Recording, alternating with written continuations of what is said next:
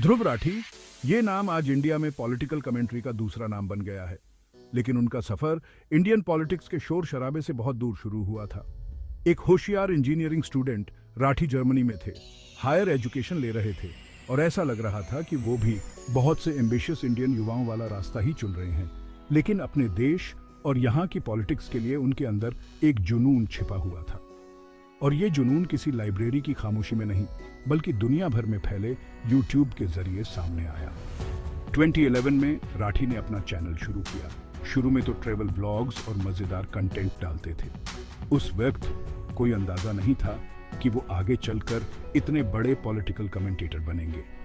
उनका कंटेंट भी उस समय के दूसरे नए यूट्यूबर जैसा ही था, जो डिजिटल दुनिया में अपनी जगह बनाने की कोशिश कर रहे थे।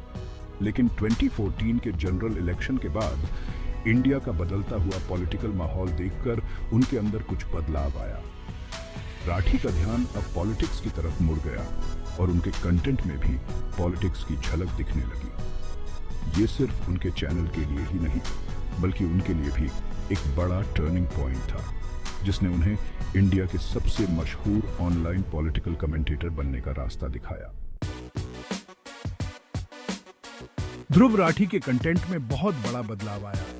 ट्रैवल व्लॉग्स और मजेदार किस्से गायब हो गए और उनकी जगह अब तेज पॉलिटिकल कमेंट्री और एक्चुअल घटनाओं के गहरे विश्लेषण ने ले ली। राठी के वीडियोस, जो अक्सर 20 मिनट से ज्यादा लंबे होते थे, जटिल राजनीतिक मुद्दों, सरकारी नीतियों की बारीकियां और बड़े नेताओं के बयानों की जांच पड़ताल करते थे। राठी के कंटेंट की खास बात ये थी कि वो हमेशा डेटा और रिसर्च का बहुत ध्यान रखते थे।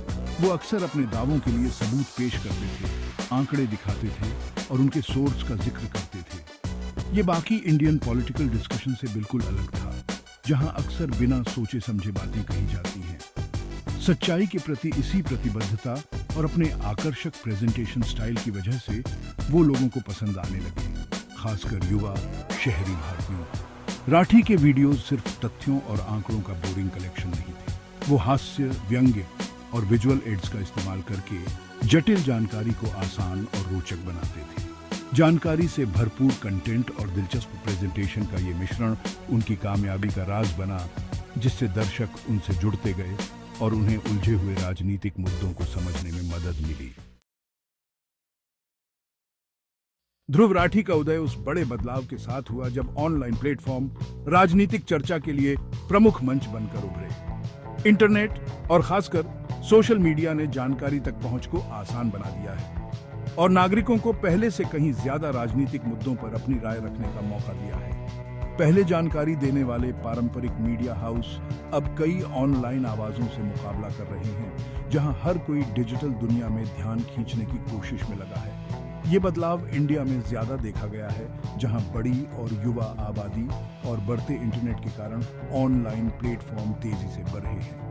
युवा भारतीय जो पक्षपाती या दुर्गम पारंपरिक मीडिया से निराश हैं, खबरों और विश्लेषण के लिए राठी जैसे ऑनलाइन कंटेंट क्रिएटर्स की ओर रुख कर रहे हैं। इस बदलाव को राजनीतिक दलों ने भी देखा है। जनता की राय बनाने में ऑनलाइन प्लेटफॉर्म की ताकत को समझते हुए राजनीतिक दल मतदाताओं से जुड़ने, अपना संदेश फैलाने और अपने लिए नकारात्मक बातों का जवाब देने के लिए सोशल मीडिया का ज्यादा से ज्यादा इस्तेमाल कर रहे हैं।